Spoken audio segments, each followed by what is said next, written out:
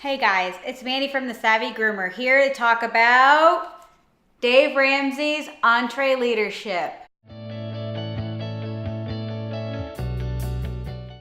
We're going to do a basic overview of a few chapters. That way you guys can get the basic premise of the book. I highly recommend this book. So let's define what Entreleadership actually is. An Entreleader is not an employee and they're not an entrepreneur. They're focused on serving and not bossing. But don't forget, serving is not slavery. You want to talk about the responsibility to your team members. I'm going to read a few passages really quick to outline that. What is a leader? You think of integrity, servant, humble, visionary, decisive, disciplined, passionate, loyal, listener, influential, driven, and charismatic. What would you consider an entrepreneur? Risk taker, visionary, passionate, driven, work ethic, creative, out of the box, determined, courageous, motivated, learner, and maverick. Sound like anybody else we know? Dave wrote, maybe I was trying to grow entrepreneurs. Maybe I wanted a company full of little mini-me's. As I thought of what a pure entrepreneur was, I decided in 3 seconds I didn't want to grow a company full of us. Leading that group is like herding cats. Your job as an entrepreneur and as a business owner, remember you're a business owner, not an employee first. So because of that, you need to be in a role where you're going to be serving your employees or your team members so that they can do what they're meant to do. You can't sit there poking your finger at them 24/7. The other reality is you also can't do everything for them because you're not their slave. You are their boss. And there's a big difference between being a boss and being bossy. Having responsibilities to your team members, you are the person that puts food on their table. That's a lot of responsibility.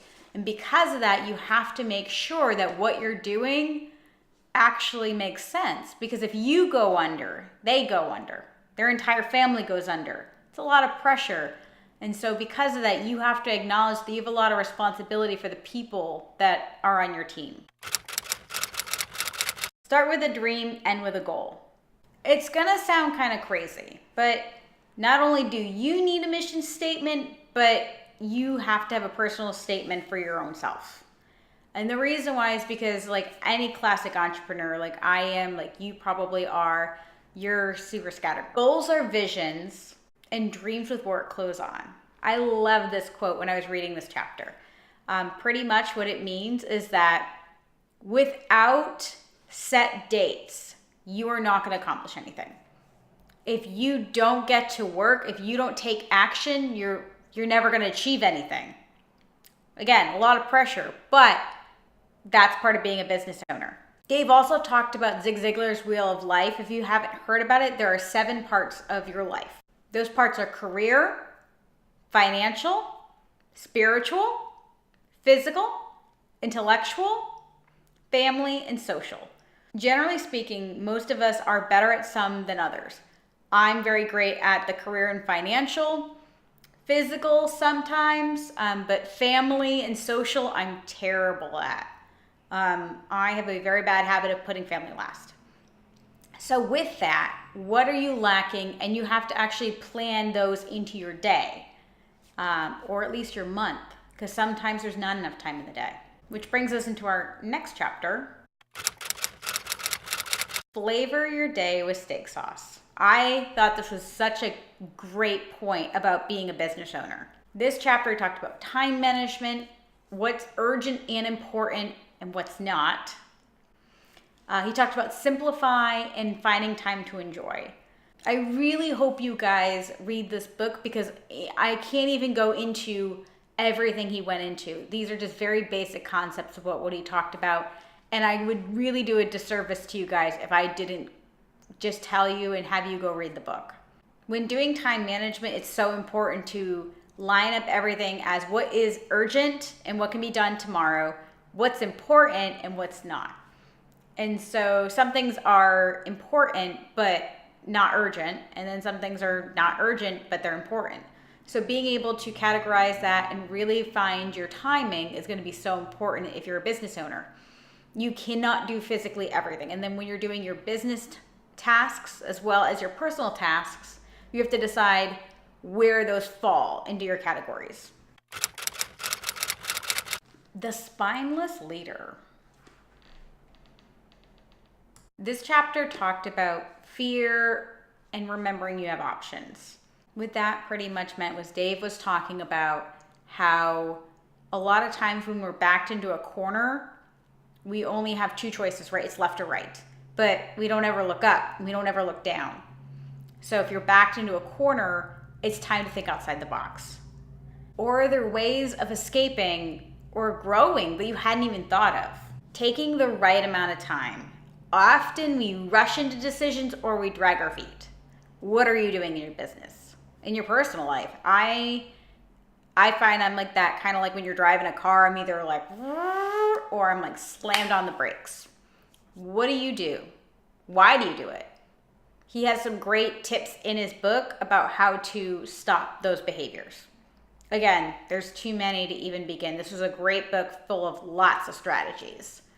And another thing he talked about was worst case scenario. When you're looking at a business, I love talking about it with debt. If I'm looking at, okay, what is the worst case scenario of my van, my grooming van? I decided I don't want to be a mobile groomer anymore, and I don't want to be in that van. I bought it for, let's say, $90,000. Well, I can sell that van, and a 2-year-old van is probably worth between $55,000 and $75,000. So worst case scenario, I lose $20,000 or $30,000. Ouch, that hurts. But that's a lot better than, for me, in my situation, than doing a $60,000, $70,000 build out. In 2 years, I changed my mind and I can't even give the salon away. This was a funny chapter. It's called Don't Flop Whoppers. I liked his analogy, and the analogy essentially was like, don't go work for somebody else. If you are a classic entrepreneur, start small. Don't be afraid to start small. He listed off companies like Chick-fil-A, Bill Gates, and a bunch of other companies that started really small, and they started debt-free or with very little debt. And when you're building your business, passion matters, and having a calling.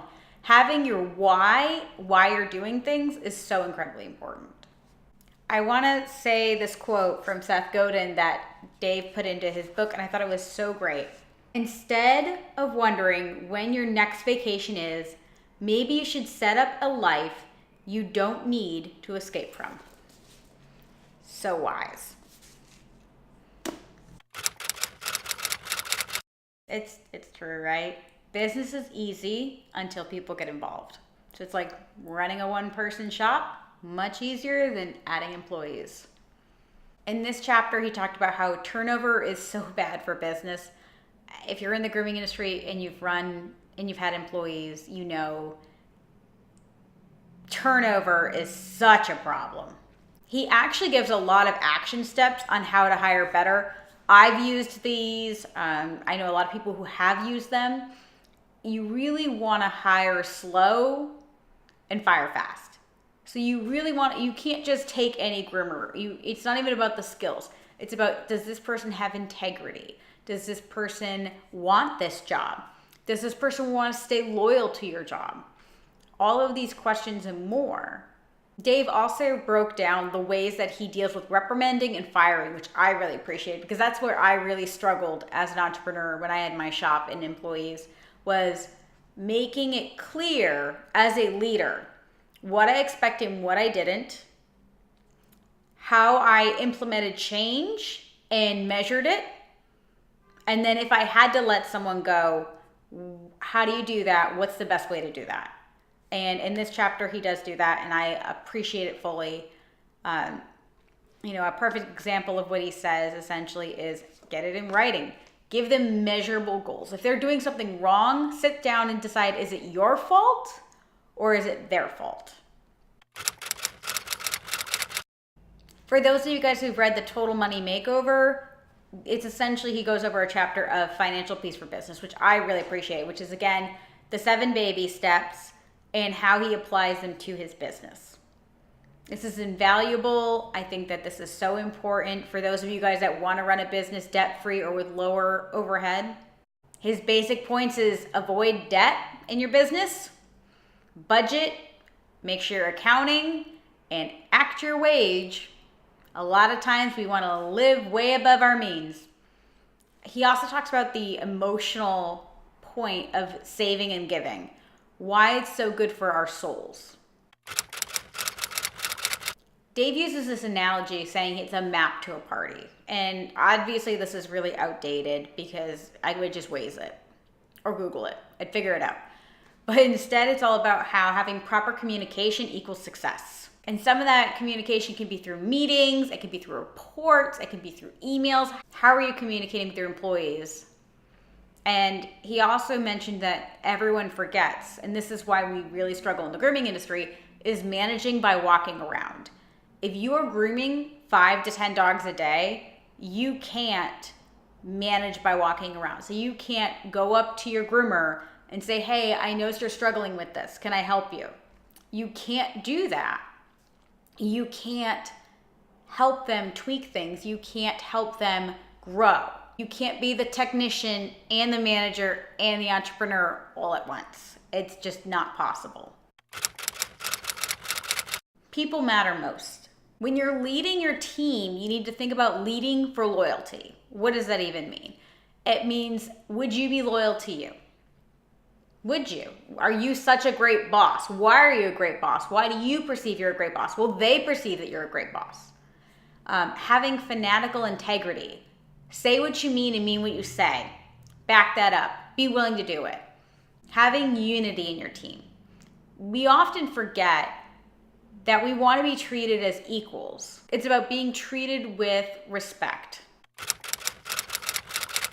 I know a lot of these ideas are vague. I'm sorry. There's so many good action plans in this. I really think that you should just pick up your own copy, read it.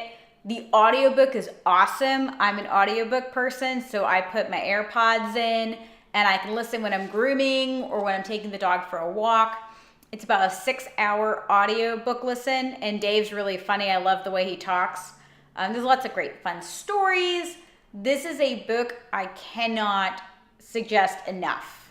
Please consider reading this book. It is worth every penny. You can get it from the library.